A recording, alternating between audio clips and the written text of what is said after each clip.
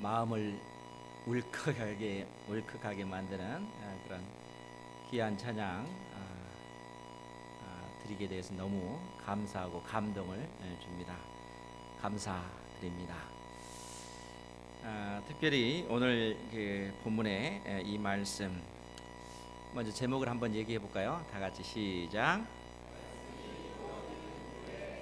아멘.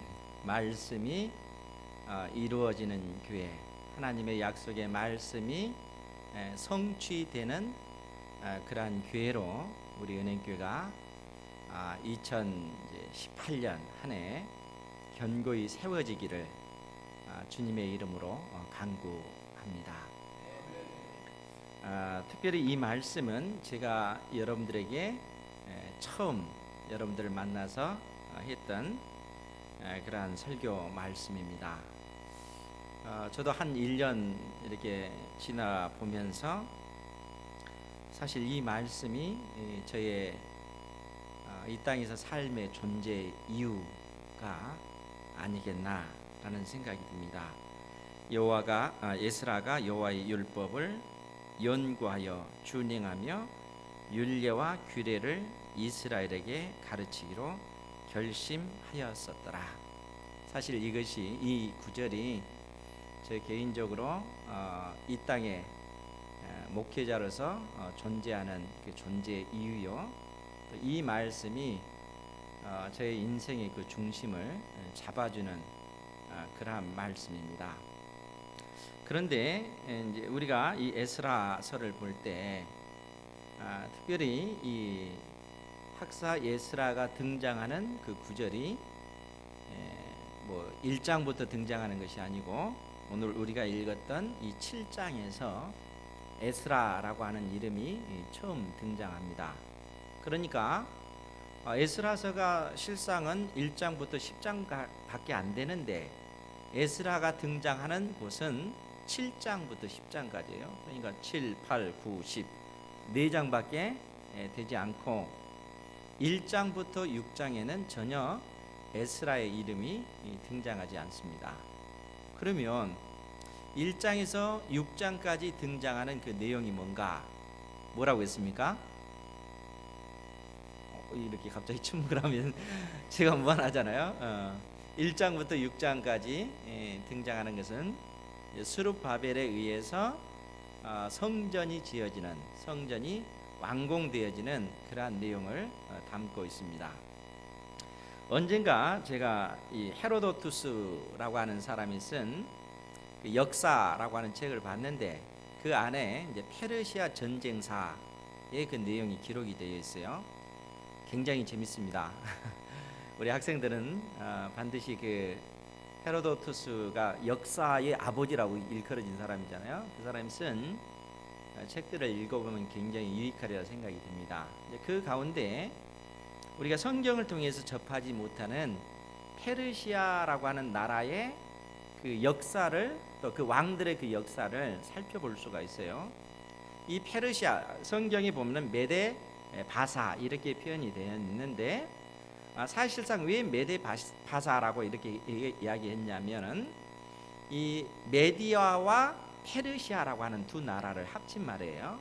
그러면은 원래 이 페르시아라고 하는 나라는 메디아라고 하는 나라의 속국으로 그렇게 있었는데 이 속국에서 태어난 아들이 누구냐면은 고레스라고 하는 사람입니다. 이 고레스가 나중에 이 페르시아라고 하는 나라를 강하게 만들어서 결국 이 메디아를 정복하고 중동 전역을 정복해서 대제국을 건설한 사람이 이 고레스 왕입니다.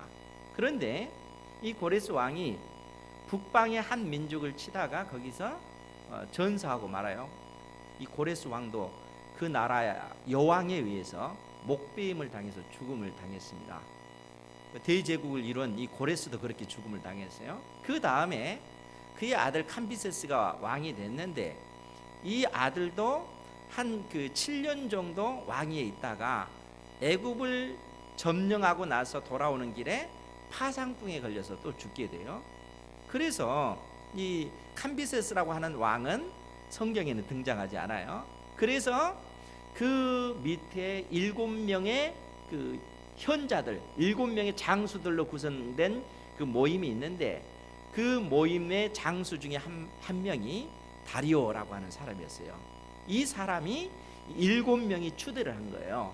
나머지 6사람이 이 사람을 왕으로 추대해서 이 사람이 왕이 된 겁니다. 이 다리오에 의해서 사실 이제 페르시아라고 하는 나라가 안정적인 그 체계를 구축할 수가 있었던 것이죠.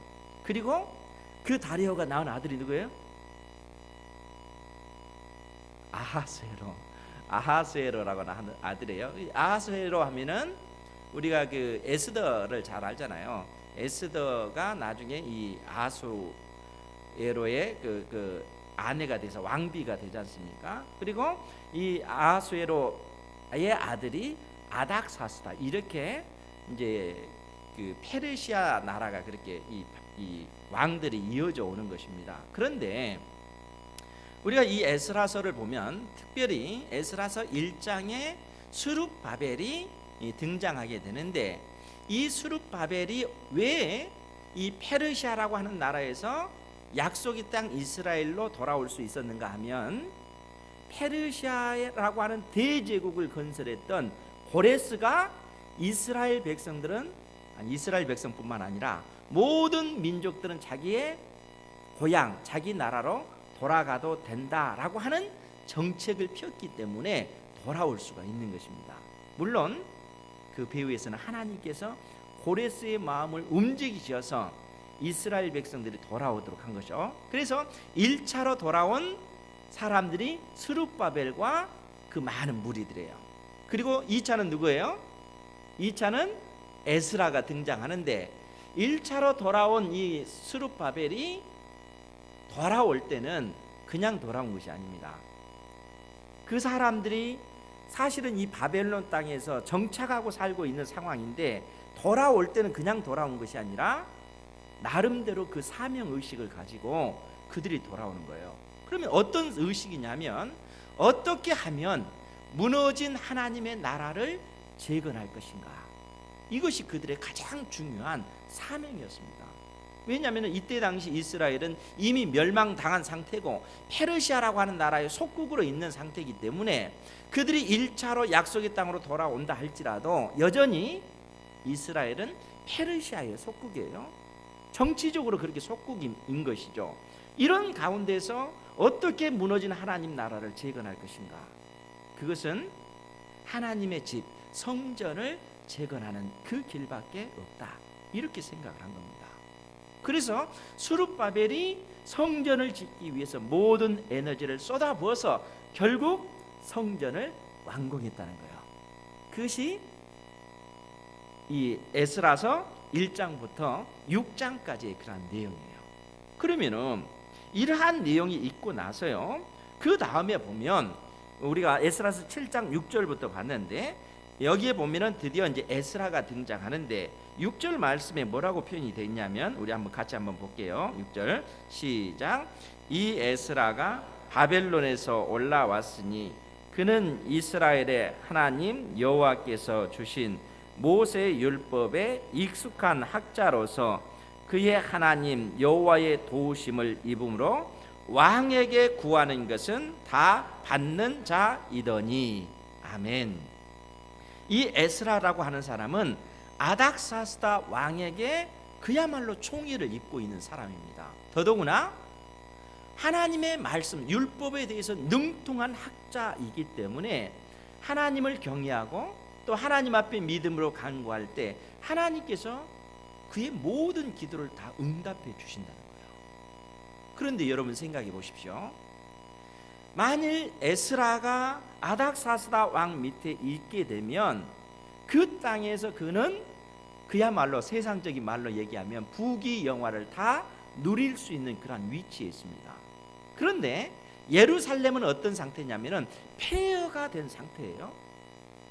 왜냐하면은 이미 예루살렘이라고 하는 것은 도시로서 존재하지도 않고 성벽은 다 허물어졌고 스룹바벨에 의해서 하나님의 그 성전이 지어졌지만 예루살렘 성벽 자체가 허물어졌고 도시로서 전혀 기능을 할 수 없는 그러한 상황이라는 거예요.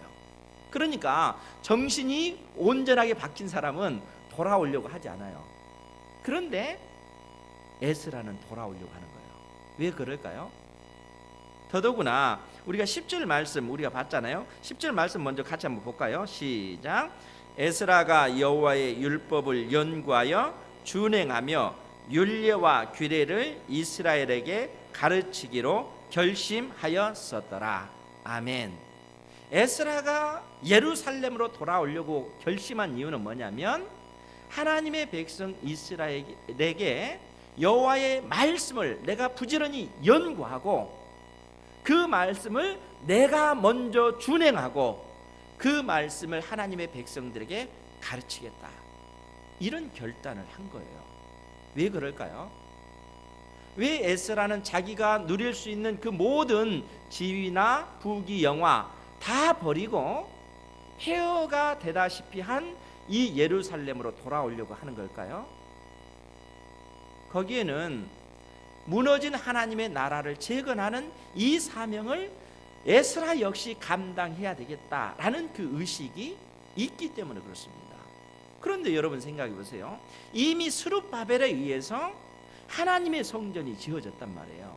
그런데 하나님의 성전이 지어졌지만 이 성전이 지어진 때로부터 무려 60여 년의 세월이 지난 다음에 에스라가 이 예루살렘으로 돌아오기로 작정을 한 것입니다.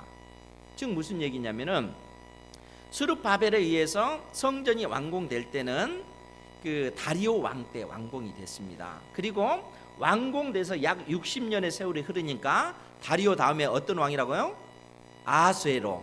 이 아하수에로가 죽고 나서 그 다음에 아닥사스다가 왕이 됐는데 이 아닥사스다 왕 때에 무려 60년, 성전이 지어지고 나서 약 60여 년의 세월이 지났는데 문제는 뭐냐면 예루살렘의 형편이 말이 아니라는 거예요.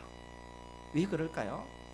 여러분, 하나님의 성전이 지어지고 나면 적어도 스룹바벨과 그 시대 사람들은 우리에게 주어졌던 이 사명을 드디어 우리가 완수했다, 이런 의식이 있었을 것 아니에요? 그런데 문제는 시간이 흘러가면서 가장 중요한 본질이 그 속에는 빠졌더라는 거예요. 본질이 뭘까요? 하나님의 백성들에게 있어서 가장 중요한 본질, 그것은 말씀입니다. 아무리 화려한 성전이 있다 할지라도 하나님의 말씀이 그 속에 없으면 빈 껍데기가 되고 말아요. 여러분, 스룹바벨이 지은 이 성전이 솔로몬이 지은 성전보다 더 화려했을 것 같아요? 전혀 안 그렇죠. 솔로몬이 지은 성전과 비교할 수 없을 정도로 초라한 성전이란 말이에요. 그런데 솔로몬의 성전이 있었음에도 불구하고 이스라엘이 멸망당한 것입니다. 바벨론에 의해서 멸망당하고 그 예루살렘 성전은 초토화가 되었고 성벽은 다 허물어졌고 이스라엘 백성들은 노예로 바벨론 땅으로 끌려간 것입니다. 솔로몬이 지어놓은 성전이 있었음에도 불구하고. 그러면 왜 이스라엘 백성들이 멸망당한 거예요? 가장 중요한 하나님의 말씀이 그들 속에 없기 때문에 그런 것입니다. 그래서 에스라가 하나님 앞에 믿음으로 결단하는 거예요. 단순히 내가 이 땅에 존재하는 것이, 이 땅에서 좋은 음식 먹고 좋은 집에서 살고 하는 그것이 인생의 목적이 아니고, 우리 인생이라고 하는 것은 하나님을 경외하는 것이고 그것이 우리 인생의 본분이고, 하나님께서 내신 법을 알고 그 법을 의지해서 하나님을 경배하는 것, 그것이 인생의 본분이요, 그러한 삶을 사는 것이 우리 인생의 가장 큰 기쁨이라는 것입니다. 뿐만 아니라 그러한 인생을 통해서 하나님께서는 무너진 하나님의 나라를 재건해 가시고 그 하나님의 나라를 이 세상 역사 가운데 이루어 가시는 것입니다. 에스라가 그 결단을 한 거예요.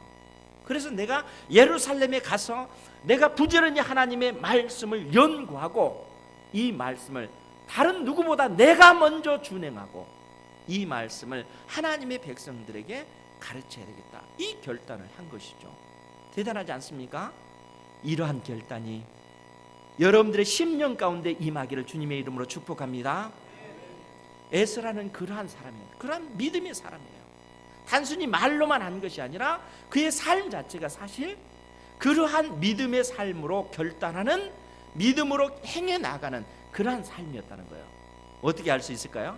성경을 통해서 알 수 있죠. 우리 그 8장 말씀 한번 볼까요? 8장 21절 말씀입니다. 8장 21절, 우리 21절 말씀 같이 한번 볼까요? 시작. 그때 내가 아하와 강가에서 금식을 선포하고 우리 하나님 앞에서 스스로 겸비하여 우리와 우리 어린아이와 모든 소유를 위하여 평탄한 길을 그에게 간구하였으니. 아멘.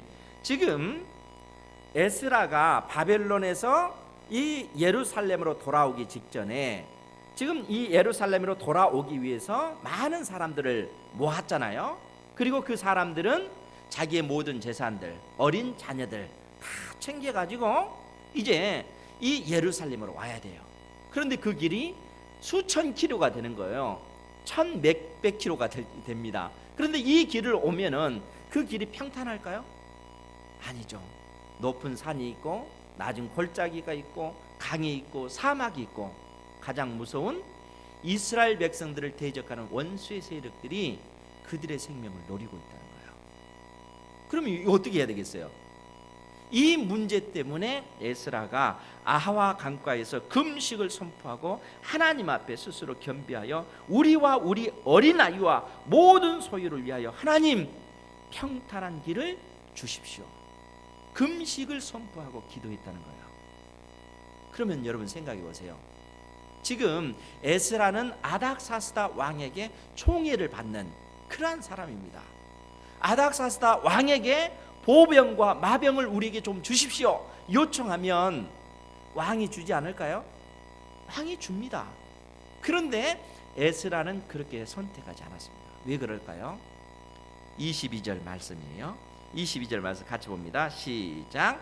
이는 우리가 전에 왕에게 아뢰기를 우리 하나님의 손은 자기를 찾는 모든 자에게 선을 베푸시고 자기를 배반하는 모든 자에게는 권능과 진노를 내리신다 하였으므로 길에서 적군을 막고 우리를 도울 보병과 마병을 왕에게 구하기를 부끄러워하였음이라. 아멘.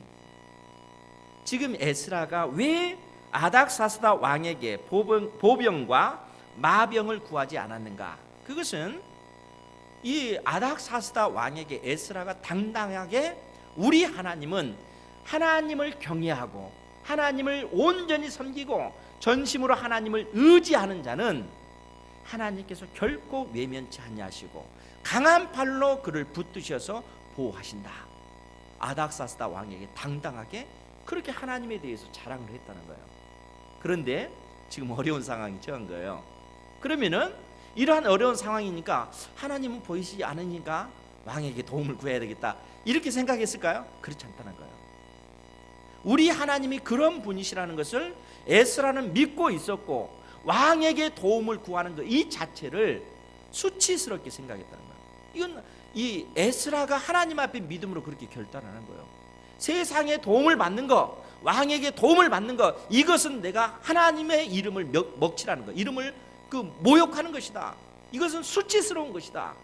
그렇게 결단하고 하나님 앞에 금식을 선포하고 하나님 우리가 갈 테니까 우리 길을 평탄하게 만들어 주십시오. 금식을 선포하고 그렇게 걸어가는 것이죠. 하나님께서 얼마나 다급하시겠어요? 하나님께서 응답해 주시는 것이죠. 그래서 23절 말씀 보면 그러므로 우리가 이를 위하여 금식하며 우리 하나님께 간구하였더니 그의 응낙하심을 입었느니라. 하나님께서 응답해 주셨다는 거예요.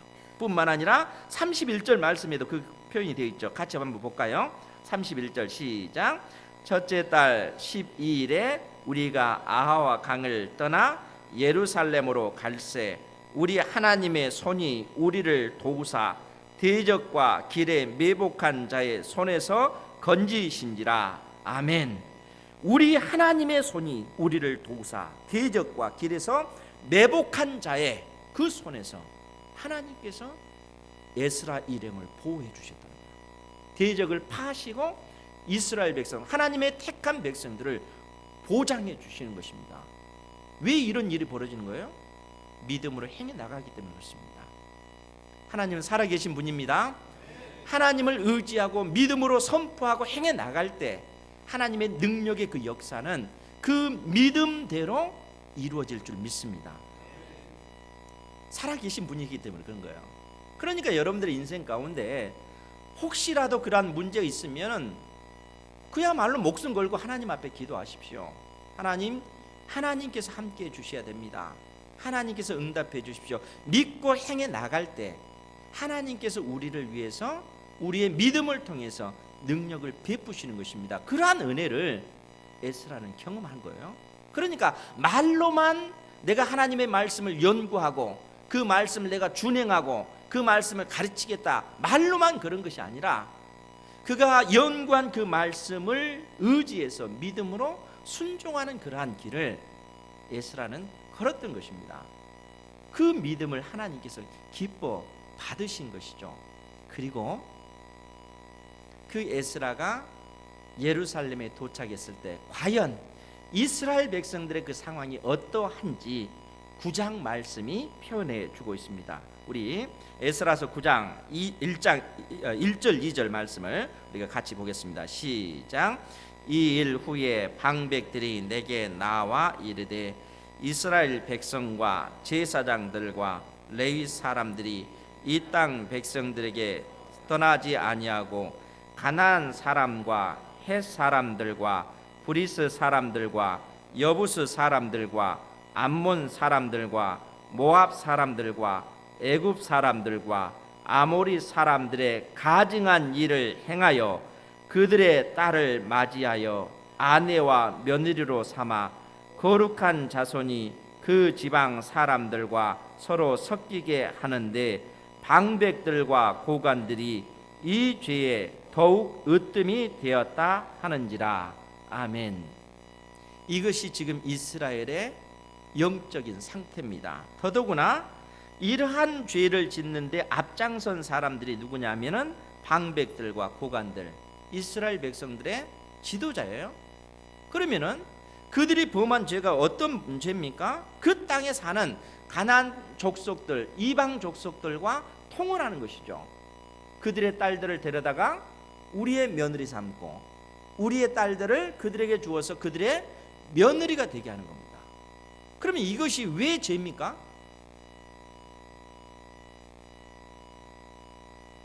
하나님께서 이스라엘 백성들에게, 구약의 이스라엘 백성들에게 그들이 하나님의 백성의 그 정체성을 잃지 않도록 하시기 때문에 주신 명령이 이방인들과 통혼하지 말라는 거예요. 그런데 이방인들과 통혼하는 이 문제로 인해서 결국 이스라엘이 멸망당하고 만 거예요. 여러분, 솔로몬 왕이, 그처럼 위대한 그 왕이 범했던 죄가 뭡니까? 이방의 공주들을 데려다가 자기의 아내 삼는 거예요. 즉 이방인들을 데려다가 자기의 아내 삼음으로써 이스라엘 백성들이 이방인들과 통혼하는 이 죄, 이 길을 열어놓은 것입니다. 뿐만 아니라 이방의 신들이 이스라엘 땅에 들어올 수 있는 그 길을 열어놓은 왕이 솔로몬 왕이에요. 그러니까 이방인과 통혼하는 이 문제로 인해서 결국 이스라엘이 멸망당하고 만 거예요. 그것이 하나의 역사적인 그러한 사건이고, 그 역사를 이스라엘 백성들은 경험을 했고, 그 죄로 말미암아 그들이 포로된 땅에서 그 후손으로 살다가 약속의 땅으로 돌아온 것입니다. 그런데 지금 어때요?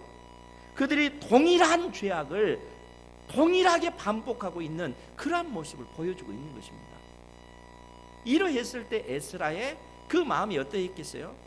그래서 3절 말씀에 보면 내가 이 일을 듣고 속옷과 겉옷을 찢고 머리털과 수염을 뜯으며 기가 막혀 앉으니, 우리 4절 말씀 같이 봅니다. 시작. 이에 이스라엘의 하나님의 말씀으로 말미암아 떠는 자가 사로잡혔던 이 사람들의 죄 때문에 다 내게로 모여오더라. 내가 저녁 제사 드릴 때까지 기가 막혀 앉았더니. 아멘. 왜 이스라엘의 하나님의 말씀으로 말미암아 떠는 자가 사로잡혔던 이 사람들의 죄 때문에 다 내게로 모여오더라. 왜 그렇습니까? 왜 이스라엘 백성들이 하나님의 말씀으로 말미암아 두려워서 떠는 이 모습을 보여주고 있는 거예요? 그것은 하나님의 말씀대로 이루어진 역사를 그들이 경험하고 있기 때문에 그렇습니다. 하나님께서 이스라엘 백성들에게 어떤 말씀을 해주셨어요? 하나님과 맺은 언약법, 율법을 지켜 행하면 너희들이 나가도 복을 받고 들어와도 복을 받지만, 하나님과 맺은 그 언약법을 어기게 되면 나가도 저주를 받고 들어와도 저주를 받는 이 율법의 말씀이 결국 통원하는 이 문제로 인해서 이스라엘 백성들이 멸망당했고, 그들이 포로로 끌려간 그 경험을 그들이 했기 때문에 경건한 자들은 이스라엘 백성들이 범한 이 죄로 말미암아 두려워 떨 수밖에 없는 것입니다. 그 두려움 가운데 학사 에스라에게 나와서 이 문제를 어떻게 해야 될 것인지 애통해 하면서 하나님 앞에 그들의 무릎을 꿇고 금식하며 옷을 찢고 죄를 뒤집어 쓰고 있는 그런 모습을 보여주고 있습니다. 사랑하는 성도 여러분, 하나님께서 우리에게 영원한 생명을 주셨습니다. 여러분들에게 새 생명을 주셨습니다. 그 생명 안에서 우리가 이 땅에서 믿음의 선한 싸움을 죽기까지 싸우는 이 싸움을 행해 나가야 될 줄 믿습니다. 우리 주님께서 나를 위해서 십자가에 못 박혀 죽으실 때 나 역시 우리 주님과 함께 십자가에 못 박혀 죽었습니다. 그 말은 나는 죽고 내 안에 그리스도 예수만 사는 그러한 어떤 영적 상태가 우리 속에 끊임없이 일어나야 된다는 거예요. 그것이 생명의 역사입니다. 영원한 생명이 있는 사람들은 내 속에서 그러한 그 왕성한 그 생명의 역사가 내 속에 일어나야 돼요. 내 생각, 내 고집, 인간적인 어떤 그것이 날마다 죽어지고 나는 없어지고 그리스도 예수만 사는 이 싸움을 내가 행해 나가야 돼. 그래야 우리가 영적으로 성장한 믿음의 사람으로 서가는 것입니다. 여러분, 죽은 사람은 사실 감각이 없잖아요. 그렇잖아요. 영적으로 내가 그리스도와 함께 십자가에 못 박혀 죽었다라고 끊임없이 성경은 그렇게 말하고 있고, 또 믿음의 사람들이, 믿음이 있다라고 하는 사람들이 그러한 고백을 하면서 여전히 내가 살아있으면은 내가 죽은 거예요? 그게 아니잖아요. 나는 죽어지고 내 안에 그리스도 예수만 사는 이러한 삶을 살아갈 때 비로소 하나님의 자녀답게 나를 통해서 하나님께서 이루어 가실 하나님의 그 나라를, 한 시대의 사명을 한 지역에서 감당할 수가 있는 것입니다. 여러분들이 그러한 어떤 영적 싸움을 행해 나가지 않고 종교적으로 내가 교회에 나가서 예배를 드려, 주일날 와서 예배를 드리죠. 사람들이 보기에도 예수님을 믿는 사람이야. 그런데 영적으로는 그러한 상태가 아니면 어떻게 돼요? 이건 너무 가슴 아픈 일이잖아요. 하나님께서 얼마나 가슴 아프시겠어요? 그러한 모습을 보는 제 모습을 얼마나 마음이 아프겠어요? 또 그러한 모습을 느끼는 믿음의 형제 자매들이 얼마나 아파하겠어요? 그리스도 예수 안에서 날마다 십자가에 나 자신은 죽어지는 이러한 영적 싸움을 행해 나가시는 여러분들 되시기를 바랍니다. 그러한 싸움이 없기 때문에 지금 이스라엘 백성들은 그처럼 이방인들과 통혼하고 이러한 죄악 가운데 있음에도 불구하고 거기에 대한 애통함이 없는 것입니다. 그런 문제를 보고 학사 에스라가 옷을 찢고 죄를 뒤집어 쓰고 수염을 뜯으면서 하나님 앞에 통곡하며 기도하는 거예요. 6절 이하의 말씀을 보면 말하기를 나의 하나님이여 내가 부끄럽고 낯이 뜨거워서 감히 나의 하나님을 향하여 얼굴을 들지 못하오니 이는 우리 죄악이 많아 정수리에 넘치고 우리 허물이 커서 하늘에 미침이니이다. 우리 조상들의 때로부터 오늘까지 우리의 죄가 심하매 우리의 죄악으로 말미암아 우리와 우리 왕들과 우리 제사장들을 여러 나라 왕들의 손에 넘기사 칼에 죽으며 사로잡히며 노략을 당하며 얼굴을 부끄럽게 하심이 오늘 날과 같으니이다. 그들은 그 역사를 다 경험한 사람들이라는 거예요. 그런 역사를 경험하면서 있음에도 불구하고 여전히 그 죄의 문제에 대해서 끊어버리지 못하고 그 죄를 범하고 있으면서도 애통해 하지 않는 그러한 어떤 상황 가운데 있는 것입니다. 이런 상황 가운데 지금 에스라가 하나님 앞에 눈물로 간구하는 것이죠. 그러면서 뭐라고 얘기합니까? 우리 8절 말씀 같이 볼까요? 시작. 이제 우리 하나님 여호와께서 우리에게 잠시 동안 은혜를 베푸사 얼마를 남겨두어 피하게 하신 우리를 그 거룩한 처소에 박힌 목과 같게 하시고 우리 하나님이 우리 눈을 밝히사 우리가 종노릇 하는 중에서 조금 소생하게 하셨나이다. 아멘. 우리 하나님께서 그래도 우리가 불쌍해서 잠시 동안 은혜를 베푸셔서 우리를 이처럼 벽에 성전에 박힌 못처럼 이처럼 우리가 조금 이 작은 숫자를 하나님께서 은혜 주셔서 남겨두었는데 그럼에도 불구하고 우리가 하나님 앞에 범죄하고 있습니다. 이 일을 어찌 해야 됩니까?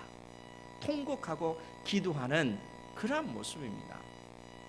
여러분, 이러한 어떤 에스라 당대의 이러한 모습, 이 모습을 보면서 오늘 우리가 어떻게 해야 되겠어요? 사실 이러한 모습이 끊임없이 우리 속에 일어나고 있는 모습 아닙니까?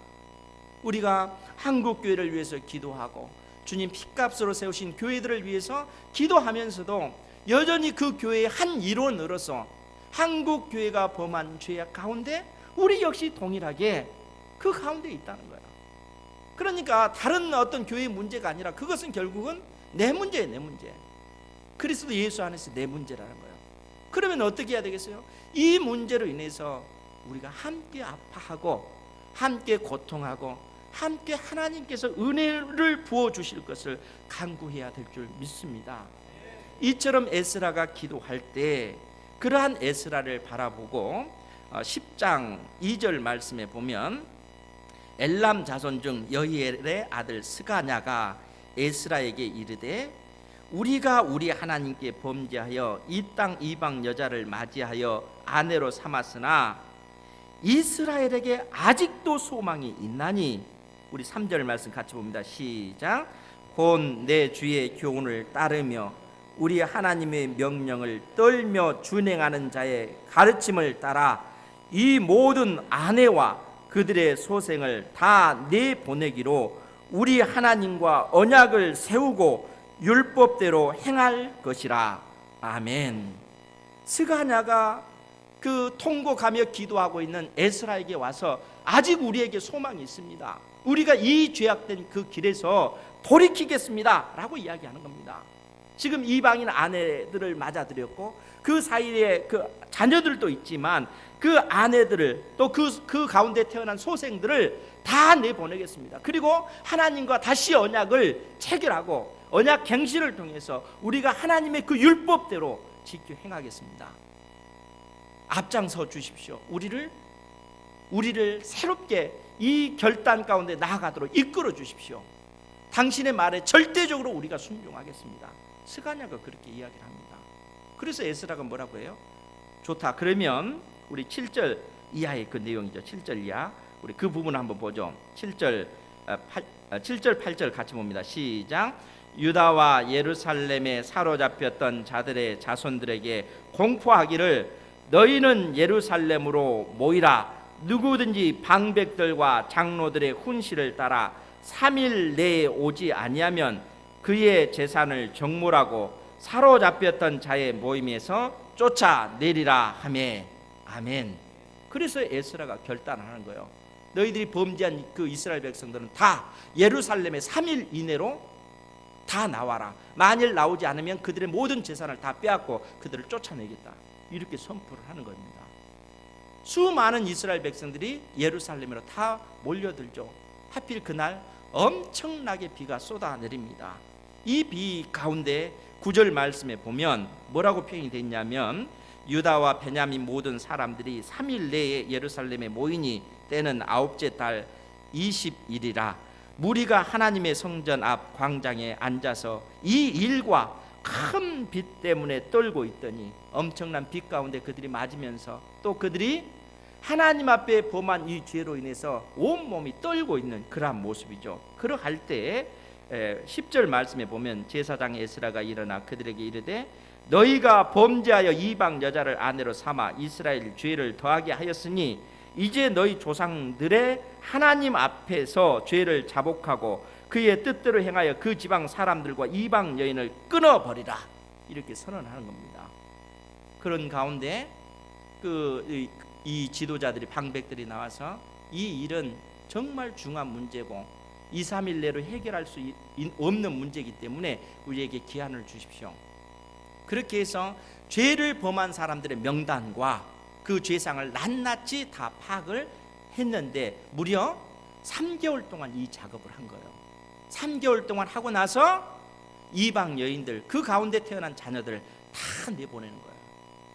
여러분 놀랍지 않습니까? 하나님 앞에 이 결단을 한 거예요. 왜요? 하나님의 말씀이 진리이기 때문에 그렇습니다. 하나님의 약속의 말씀이 진리이기 때문에 하나님의 말씀을 지켜가는 것이 우리의 영혼을 소생케 하시는 생명의 말씀이기 때문에, 그래서 이스라엘 백성들이 그렇게 결단을 한 거예요. 그리고 그처럼 그들이 결단한 사람들의 명단이 18절 이하에 나와 있습니다. 제사장의 무리 중에 이방 여인을 아내로 맞이한 자는 예수아의 자손 중 요사닥의 아들과 그의 형제 마세아와, 그 명단들이 쫙 나와 있죠. 어디까지요?